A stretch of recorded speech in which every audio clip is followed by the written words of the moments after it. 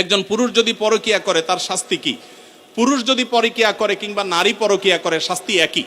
মনে রাখবেন, আল্লাহর জমিনে সবচেয়ে ভয়াবহ অপরাধ, যেই অপরাধের শাস্তি সবচেয়ে জঘন্য, সেটা হলো এই পরকিয়া। অর্থাৎ বিবাহিত পুরুষ এবং নারী যদি হারাম সম্পর্কে লিপ্ত হয় তাদের শাস্তি সবচেয়ে ভয়াবহ।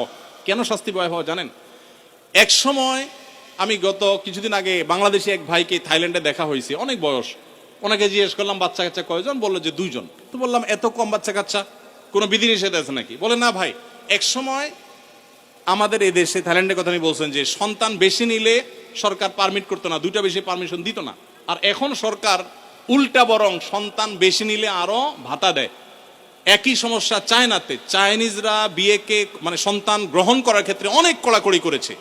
এখন বর্তমানে চাইনিজ সরকার পাগল পরা হয়ে যাচ্ছে, কারণ জেনারেশন গ্যাপ তৈরি হচ্ছে, সন্তান কেউ নিচ্ছে না।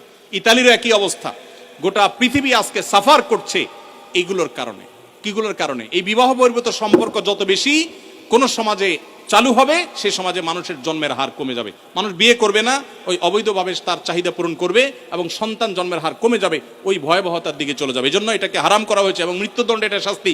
কোন স্বামী কোন স্ত্রী যদি পরকীয়া লিপ্ত হয়, আল্লাহর জমিনে সে সবচেয়ে বড় অপরাধী। শিরকের পর যে বড় অপরাধগুলো, তার মধ্যে থেকে একটা।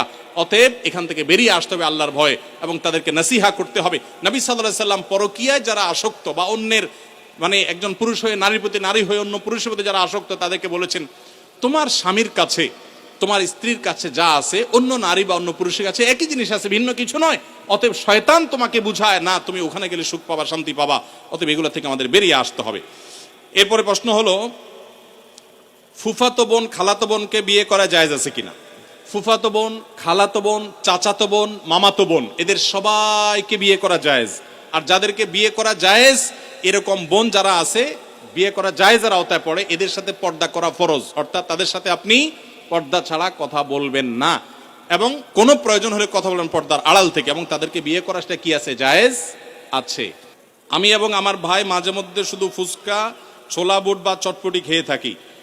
এখন এগুলো খাওয়া কি ইসলাম নিরুৎসাহিত করে? এবং এগুলো খাওয়ার আগে বিসমিল্লাহ বলে খেলে কি ইবাদত হবে?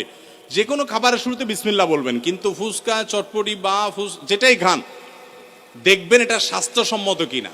আপনি রুগী, আপনার সমস্যা হয় পেটে, আপনি এগুলা খান আর গ্যাস্ট্রিকের ওষুধ খান। এটা আমাদের বেশিরভাগ লোকের অভ্যাস, তাই না? একদিক দিয়ে এগুলা খাবে, চানাচুর ফুচকা খাবে, চটপটি খাবে, আবার খায় কি খাবে?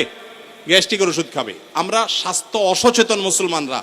আমার অবাক লাগে যখন জাপান, কোরিয়া এবং পৃথিবীর বিভিন্ন দেশে মানুষদেরকে দেখি, তারা স্লিম, তারা সুন্দর, চিকন।